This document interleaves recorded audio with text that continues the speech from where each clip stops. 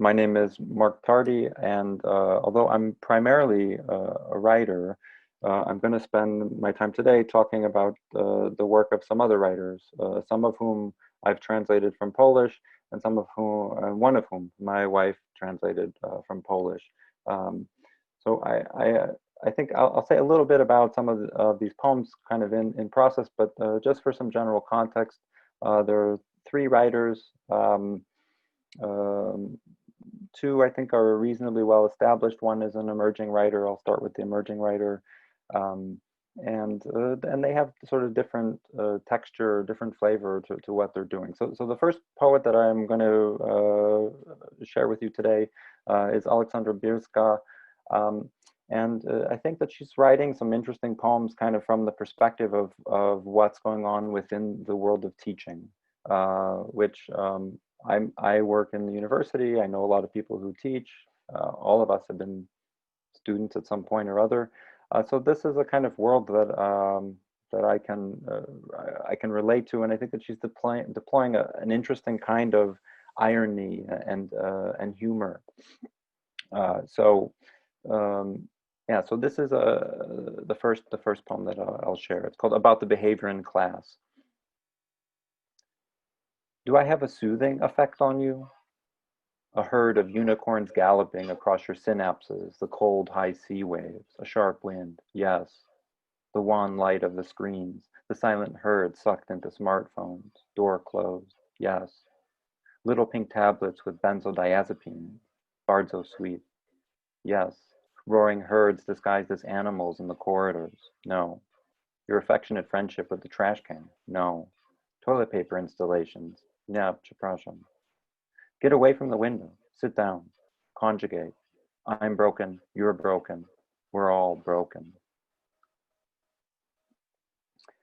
She had a longer poem, a serial poem called Calcite, which was sort of the first thing that caught my attention. And one of the things that I rather liked about it was this encyclopedic knowledge of time periods related to dinosaurs, which I didn't know that much about. I knew about the Jurassic, Triassic, Cretaceous.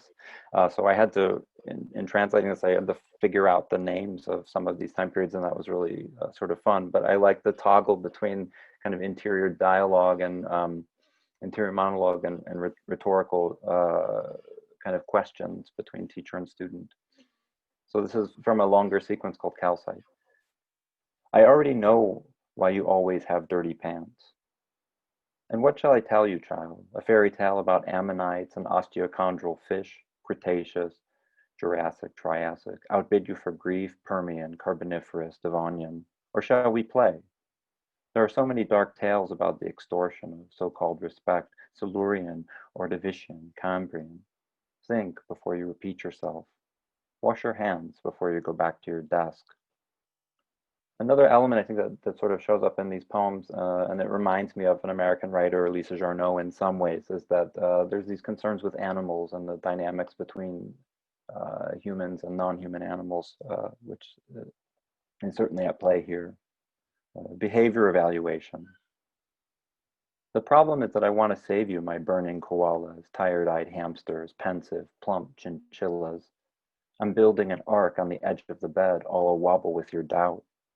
The water comes up to our windows. The offensive stands on the doorstep. Your parents are waiting. After all, it's the local Darwinism. The history of evolution's as gentle as a cartoon with you. I watch you eat each other, bite off pieces of fur. You'll wrestle every inch of attention. I, a false mother, hybrid Mrs., relic. Please don't kill the messenger. And this next poem is like a contemporary nursery rhyme, which I have a toddler, and so when I encountered this was sort of really fun, and it sort of presents some of the curious challenges when you're trying to translate something. So this was the first time where, if I were to translate this literally, I wouldn't use pygmy shrew, but volmouse. These are the kind of problems that sometimes one encounters. But pygmy shrew rhymed better, so I went with pygmy shrew, and they're obviously similar species. Anyway, so this is called Microwave. Kids are like popcorn, kids are like doggies, and the pygmy shrew likes to go to the gym too. It dreams of a microwave, but the box has to do.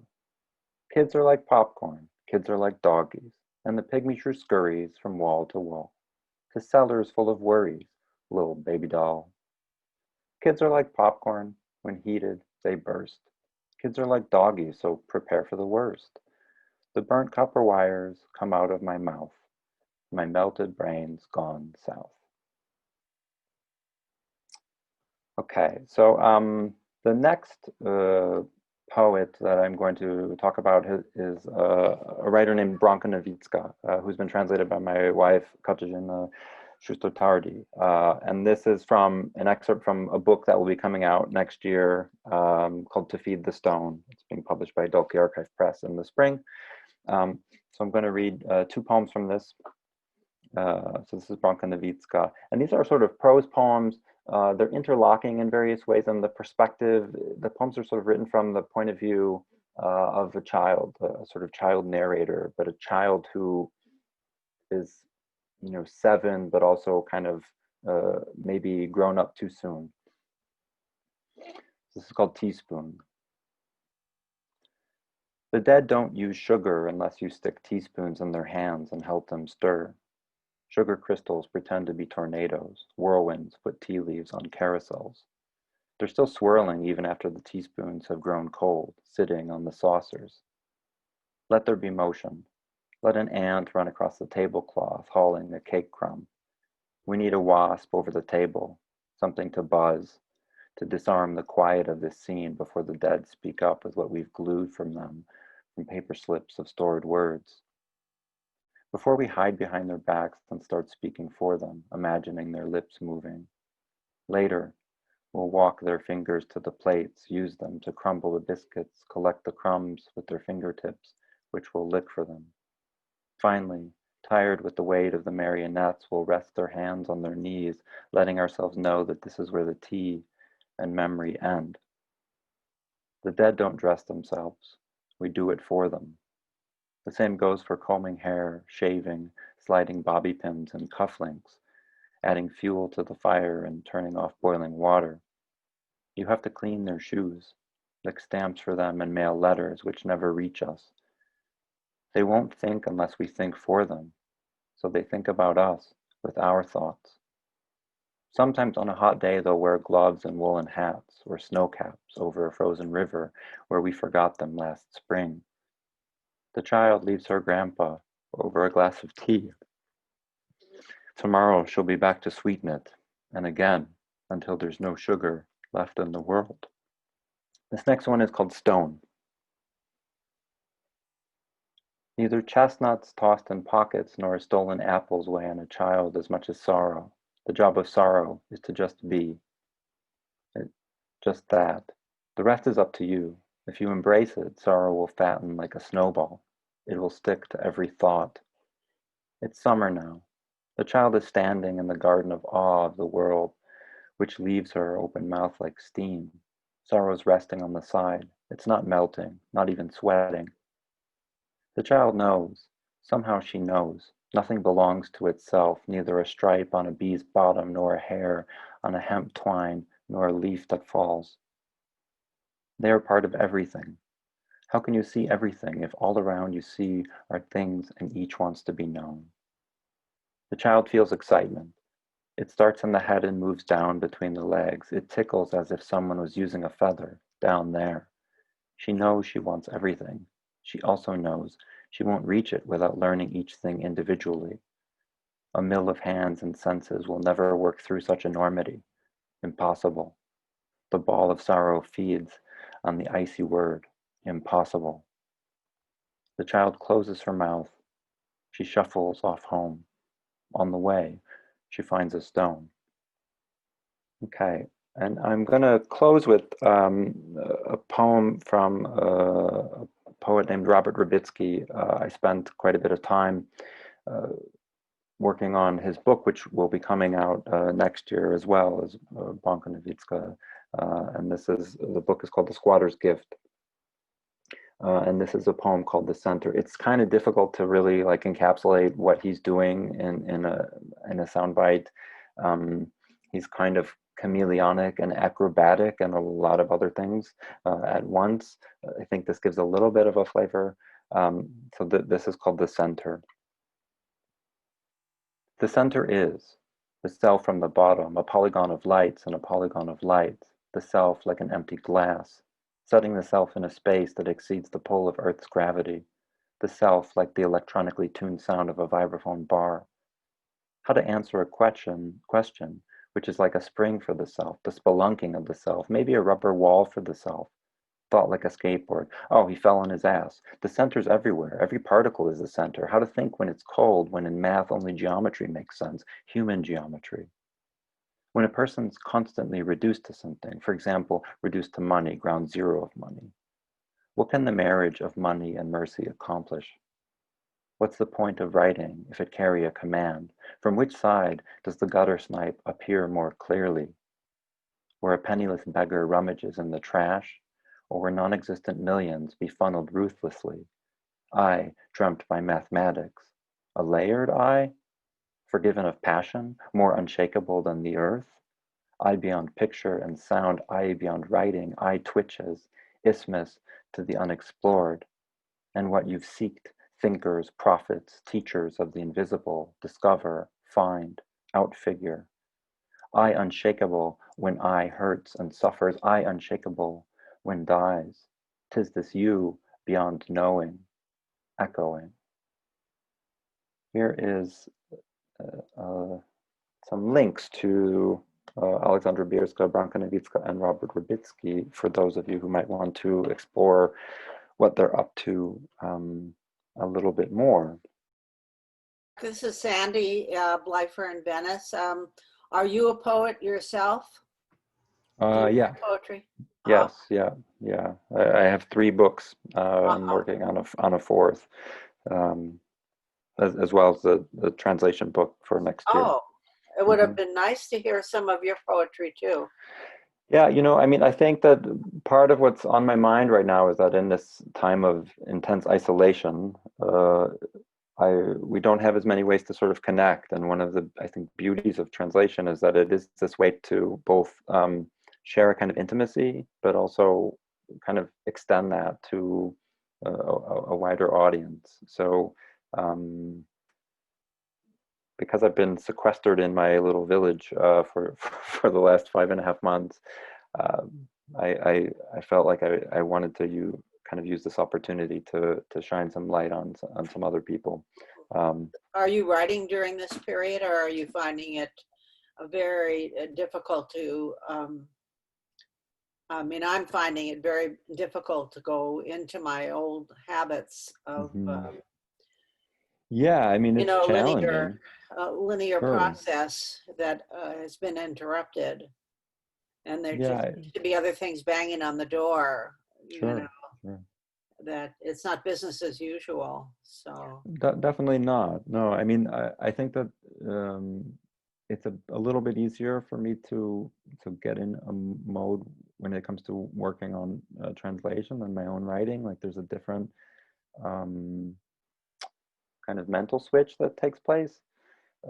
That's been tougher with work from home and e-learning and having a 2.5-year-old. He tends to be the boss of our time. So yeah, that's definitely been tricky. But I'm glad that I've kind of shifted energies in some ways that to me still feel very productive and creative and stimulating and challenging.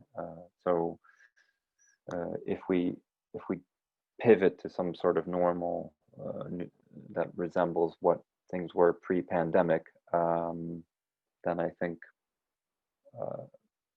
maybe I'll get back into that more. I mean, I was on a residency at Mass MoCA in January of this year, and I was doing a lot of writing, but then by March, obviously things had changed quite a bit. So yeah, it's tough. I mean, it's I don't have any easy answers with that. I think it's probably tricky for any creative person. Just it's the demanding time, right? Thanks for the question.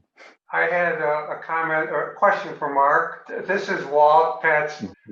The question for Mark, when he's translating, Mark, do you confer with the authors to get for what are typically English words from the Polish to So the sometimes, yeah. I mean, I lean heavily on my wife for you know, catching inevitable screw ups. Sometimes there's also just things that are very specific and idiosyncratic to a writer. So in the case of Rubitsky, there were some things like the species of a particular plant that, you know, I don't know. I'm not a botanist. I don't really know a lot about these kind of things. So, you know, for him, the reference is fairly clear or obvious, or there's a kind of soccer graffiti.